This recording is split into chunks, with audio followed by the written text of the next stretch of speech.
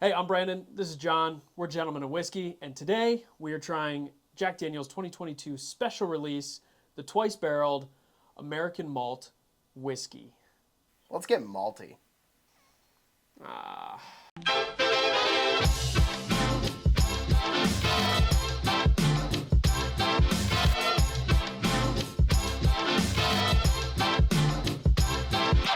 Okay, so in this episode, we're just doing one bottle. We're going to keep it short and sweet. This is the 2022 special release, as Brandon already said. Our bottle came in at 106.6 proof. So it is 100% malted barley, twice barreled in for a complex taste, and bottled straight from the finest Oloroso sherry cask. So it is sherry cask finished. Wow. I'm pretty interested in this. If you haven't seen Bourbon Bill's review of this, it actually fared better than I thought it would. Oh, really? So, yep. I haven't seen it. I am really. Ooh. Let's do that again. I feel like I was talking over that. That's fine. That was not as good. I ruined it. I'm excited to try this. I feel like this is different, right? So Jack Daniel's, I think, is like in my head, single barrel proofs, super sweet, like very banana, very fruit flavored, very oaky, like to me very delicious. You know, Coy Hill is amazing. This is an American single malt. This is not bourbon. Right. Like this is not a corn mash bill. It's different, and it's 106 proof. So I'm excited about that because like it's not 90 proof. Yep. You know. Agreed. It's kind of in that in-between proof. It's a new product. You know, you can see Jack Daniel's, we've said for a while now. The triple mash made my top 5 of 2022 Yes. as Yep. honorable mention. I really enjoy what they're doing. You know, I think they're making good whiskey there, and I'm interested to see what this tastes like. We have actually opened it, and we did a first impressions video, and then we found out we didn't have any audio, so we are just going to do a full review of it. Everybody makes mistakes, you know? Yep. Everybody does. You got to break a couple eggs to make an omelet. That right? is true. Yep. We're learning our new camera. Our channel being an omelet Yeah. in that analogy. Yeah. Yeah. And we're breaking ourselves. Is it a bacon and cheese omelet? I'm going to say it's a nice farmer's with some American cheese, some pepper, some onions. Ooh. Hold the onions on for me. Yeah. Got to go wit whiz. Ew. We are different. We're True super story. different. Doesn't matter. Dude, this has legs, man. Like, Cheers. Yo. Cheers. 100%. I'm seeing legs. I'm seeing a very dark coloration. That's probably the finish, though, right? Like does it say how long it was finished? It does not, I don't Okay. think, say how long it was finished. It says bottling date, but it doesn't say filled date, so, you know, could be any length of time. We've said for a good bit of time now that we appreciate what Chris Fletcher, their master distiller, is doing. Pretty sure that's his name. If not, cutting that. But All right. Sure. he changed over fairly recently within the last couple of years, and he's taken some risks and making some good whiskey. So, you know, we're appreciating that. You know, I feel like people in the whiskey community, like you get attached to a brand, like Yep. like you know, like Old Forester. I like Old Forester. I like 1920. I like the single barrels. I think I've had the 150th because of you.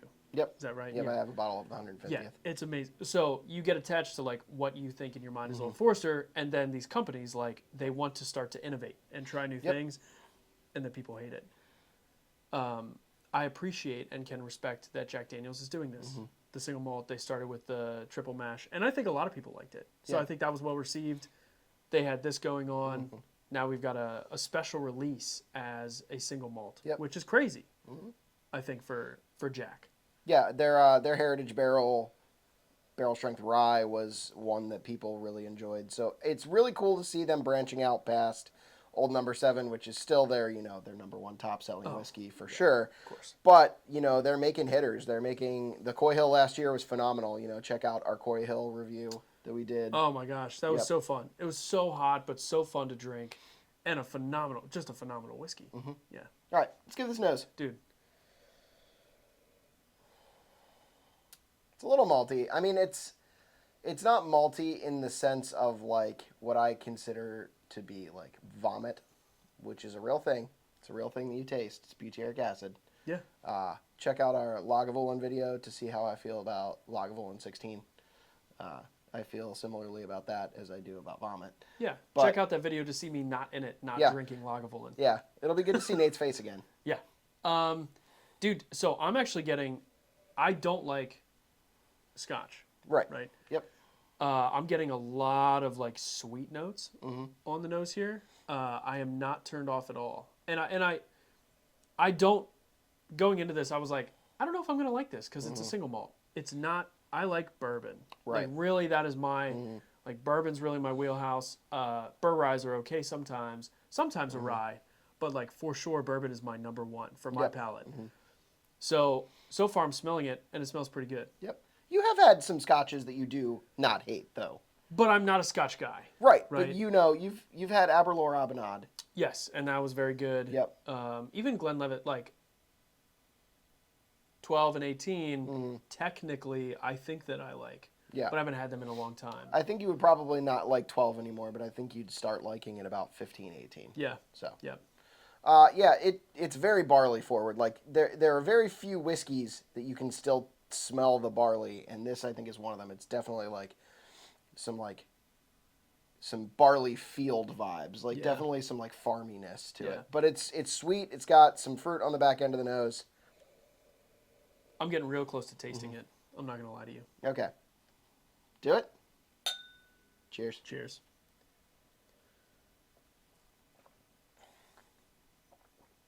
That is for sure Jack Daniels. Definitely some banana, some oak. It's almost like they disguised a single malt as a whiskey. Yeah. Or a bourbon. Yeah. You know what I mean? Like I am shocked. I don't hate it. Yeah. No, it on the nose it smells single malty. On the palate it smells Jack Daniels. Smells Jack Daniels, tastes Jack Daniels. Taste Jack Daniels. Yep, 100%. It's Jack Daniels on the palate. Gotta keep you honest. Yeah. We keep each other honest. That's true. Dude, I'm not disappointed with this. There was, I'll be honest, I was afraid, like deep down inside, I was afraid that I was not going to like this. Yeah. Because it's a single malt through and through. Right. I'm going to smell it again. I still like the nose. But I do get what you're saying about the barley notes. Like there is like a graininess to it. But I think the finish, there's bringing a lot of sweetness too, which is nice. I'm going to taste it. It does a good job of bridging the gap between American single malt and bourbon. Like it's not a traditionally Scotchy. Like if you like Scotch and you don't like American single malts, or maybe haven't had an American single malt, this is much more along the lines of Jack Daniels and much less along the lines of single malt. What I like about this is like Jack Daniels is trying to turn me into someone that likes a single malt, and so far I'm okay with it. Yep. Like I'm allowing it. If I drank this blind, I do not think that I would go, that's not bourbon. Right. Which is crazy. And I think in the context of other bourbons, you probably wouldn't like this a good bit. But in the context of itself, you know what this is. If you were to try this blind, I'm not sure that you would like it necessarily as much No. as knowing what it is. No, absolutely. But what I'm saying, I think for people watching is like, if you're like Jack Daniels did a special release and it's a single malt, and people who like bourbon are like, I'm hesitant. I'm saying, like it's pretty good. Like, and I think I don't think it's a miss at all. Right. If you saw a bottle on the shelf for it's 70 MSRP for 100, would you buy a bottle? If I saw a on bottle the shelf for 100, for $100, because odds are you will probably not find another at MSRP. It's run the gamut through Pennsylvania, and Pennsylvania is usually the last to get anything. But yeah, because we suck. I would buy a bottle of this for $100 for sure at MSRP. Obviously, I picked one up, not just for this content, but because I really enjoy it. Well, I really wanted to try it, and I was willing to shell out the cash to make that happen. So got it at MSRP. I would pay $100. Don't know that I would pay the going secondary, which is roughly around $200. Probably would not pay that. For sure would not pay anything over that. But it is a good whiskey. I think it's a good whiskey. I would not pay $100 for it. I don't think I would go over MSRP for it. And I know, and it sucks because like I'm never gonna probably have the opportunity to go MSRP on this. Probably not. but I'm not. I'm gonna take my $100 and I am gonna find something else to spend it on. There's nothing about it, like even though it's a single malt, that I don't like.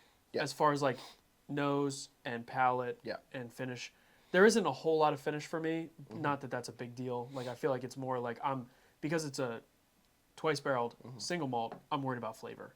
Yeah. And I'm saying the flavor is fine. I think it's good. Yeah. On the fly, let's say pick up, pour, or pass. So just at MSRP, I would pick this up. At a little bit above MSRP, I would pick this up. At MSRP, I would pick it up to have one. I think anything over MSRP, I'm a pour only. And it is something to experience. I think it's great. But you know what? Jack Daniel's single barrel proof. Here's the context for me.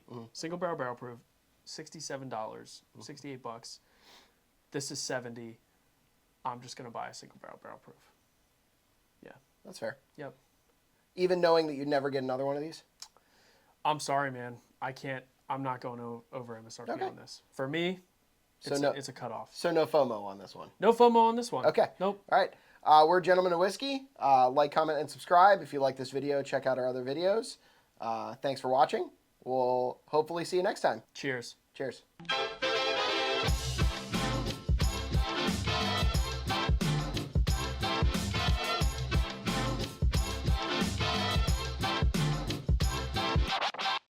San Diego.